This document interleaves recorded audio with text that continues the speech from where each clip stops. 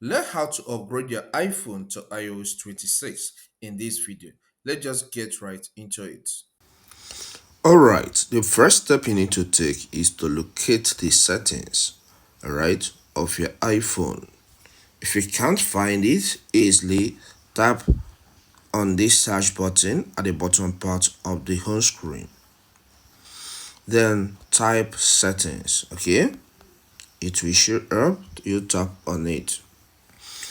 Once you're on this settings page, the next step you need to take is to scroll down a little and tap on General. Once you get to this General page, the next step is to tap on Software Update. Allow it to load.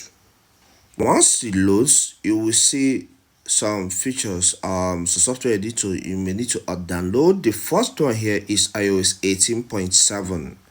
All right, but that's not what you're interested in, so scroll down until you get to this upgrade to iOS 26. Tap on that section. On getting to this page, tap on update now and give it time. All right, you can see this is going to take you 4.99 gigabytes of data. All right, and here it requests for your passcode. All right, you are taken to this page. It says terms and conditions. All right, so you scroll down and then you tap on I agree. Tap on that agree button. Okay, then it shows up again. It says terms and conditions. I agree to the iOS, iCloud, and Apple Media Services terms and conditions. Just tap on agree again on that notification. All right, then I'm using cellular data here. It says use cellular data to download.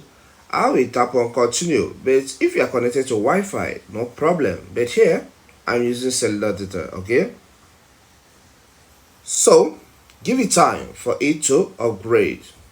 So after the installation, this was what showed up. So I will swipe up and unlock the screen.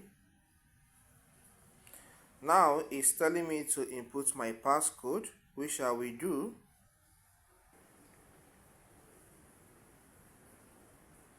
So I'm taken to this page and it says welcome to iOS 18.